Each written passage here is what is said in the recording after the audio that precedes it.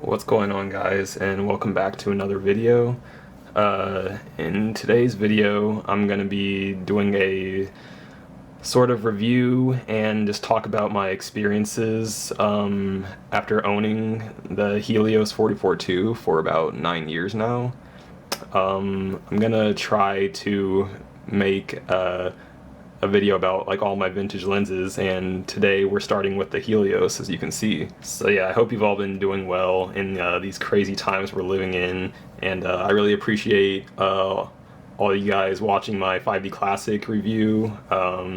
It's my favorite camera, and I've been using these vintage lenses on that camera for a long time up until I got my R6, and I still prefer to use them mostly on the 5D Classic, but they pair up well with any camera.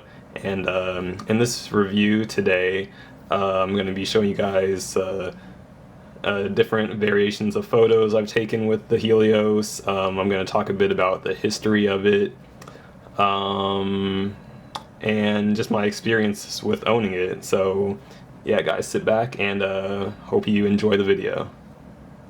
Okay, so starting with a bit of history on the Helios.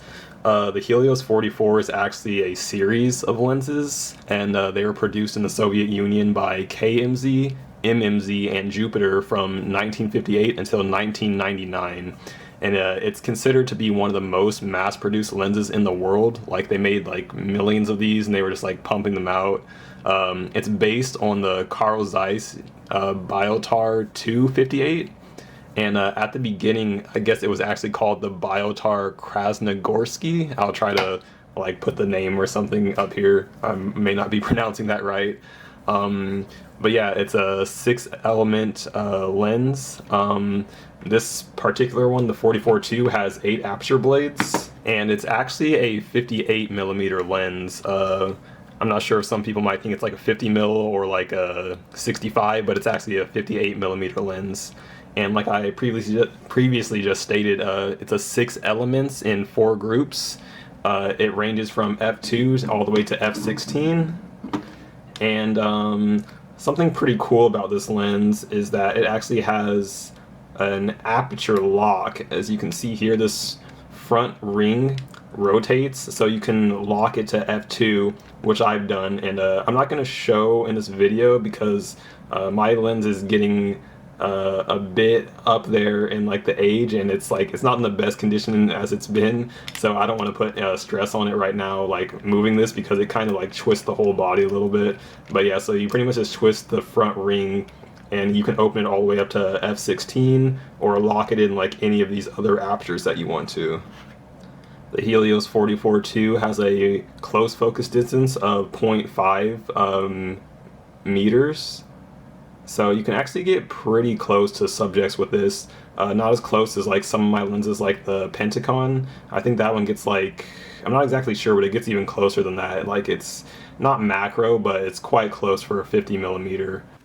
So as I previously stated, the Helios 44-2 is actually a series of lenses. There's about 12 different variations in the 44 series. I'll post like a picture here right now to show you all of them.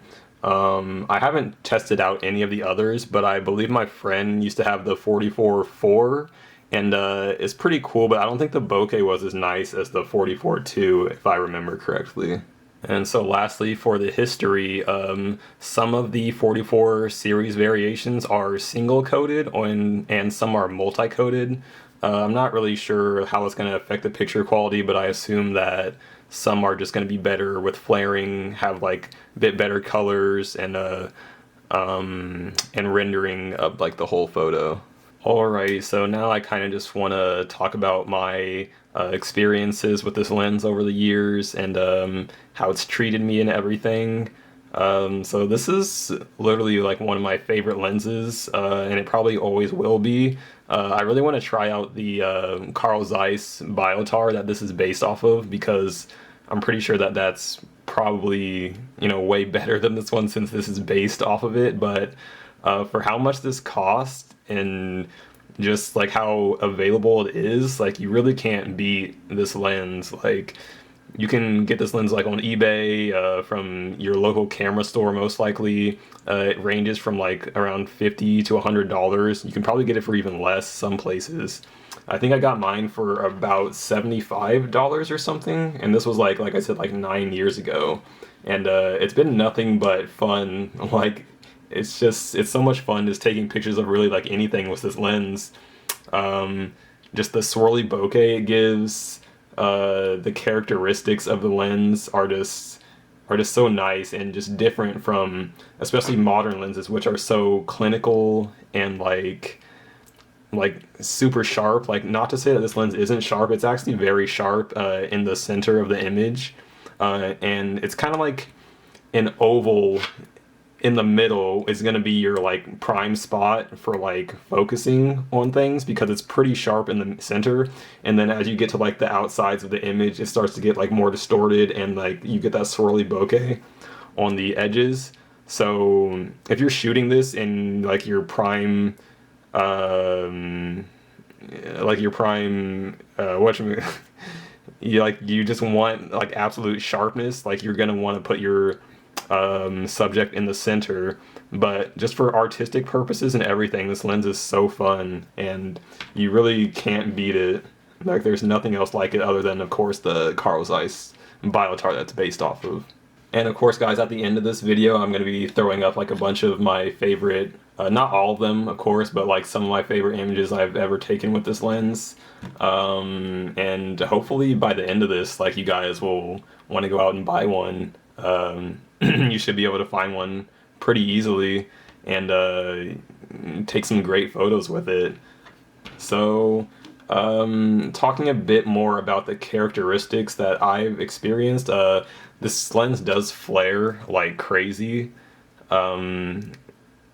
It depends like how you're angling your camera. You can get like some crazy flares, you can get like some very like slight flares, and the flare from this lens is very characteristic of it. Like, once you see what it looks like, and then if you like once you experience it yourself, then like you can basically like see another photo and be like, oh, that was taken with the Helios or whatever, because that flare is just like, it just looks like the same always, kind of like. So, and I do have a little hood that I use with it. Not that this even helps that much. Like, I don't even remember where I got this. But yeah, it's just like a little hood, and I took it off for this review just to show you guys the lens a bit better. But if you're trying to take away the flare altogether, you're kind of missing the point of having this lens, because like that's literally like half the fun of owning it, is like using the flare in like interesting ways to like frame your subject, or just like even just having it completely out of focus and just like showing the bokeh and like flares is just like so pretty in my opinion, and it really makes for some like magical photos. The focus ring is pretty smooth, at least on my copy, and I've tried like a couple other ones like at a camera shop and stuff, and the focus ring always seems pretty smooth, and it's quite not a super long focus though, like not the longest ever, but it's quite a long one. As you can see, it's like a full turn and like a half maybe. But so yeah, like if you're trying to quickly focus on something, like that's like a car passing by like kind of fast or something, like you may miss it, so give yourself like an extra second or two like to prepare. But when you get a photo in focus, and it's just more satisfying with vintage lenses rather than like using a an autofocus lens, in my opinion. It just makes it like that much more satisfying that you got the image and that it looks how you want. So the Helios 44-2 is an M42 mount. The different variations come in a couple different mounts, like M42, bayonet mount, like the Zenit mount and stuff. But yeah, so the M42, or the Helios, sorry, is a screw mount M42, just so you guys know that also. And these adapters can be found on Amazon for like super cheap, like about $10 or something. Just pick up a couple of them and just put one on like each of your vintage lenses, so you don't have to like keep switching in, because continuously screwing them off and on like does put a little bit of stress like on the lens, and like you don't want to just keep like torquing it all the time and like putting them on. So like that's just my opinion on that. And in terms of looks, I think this is a pretty good looking lens. It's definitely not the prettiest lens I've ever seen, and there's not like any super crazy like reflections off the glass like some lenses like my Takumar and like Pentax lenses usually have like really nice coatings. So I feel like this is probably one of the single coated versions, just because like it doesn't look like super crazy or anything. But yeah, it's nice, and my copy actually has like a bit of scratches on the front, but the scratches don't affect the picture quality like at all. Like I never see that.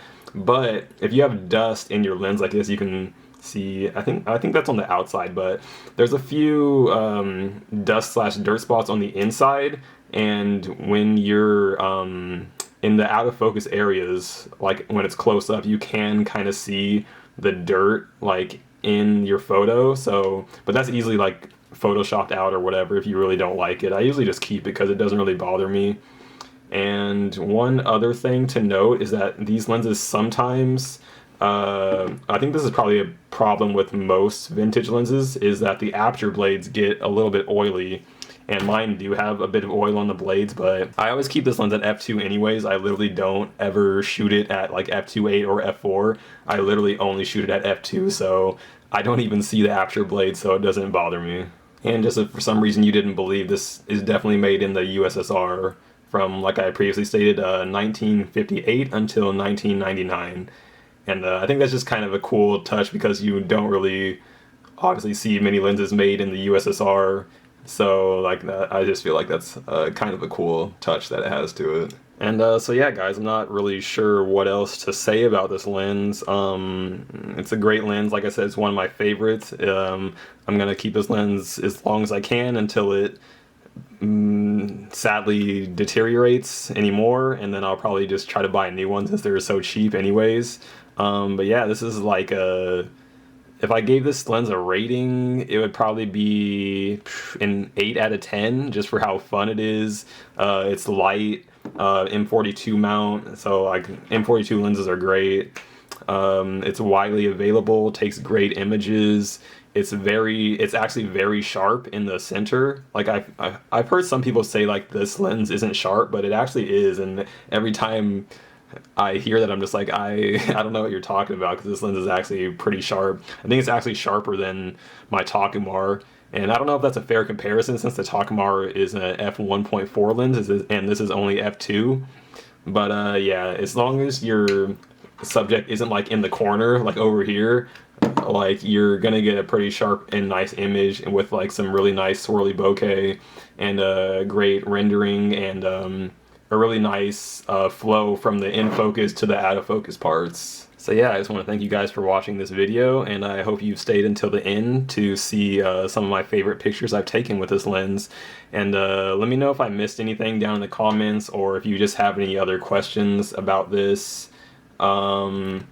And I think next I'm gonna try to do a review on my Takumar, since that's either the Takumar and my Helios are my first and second favorite. Like I don't know which is the first and which is the second, but they're both they're both like very close. So yeah, thank you guys so much. God bless you, and enjoy the photos.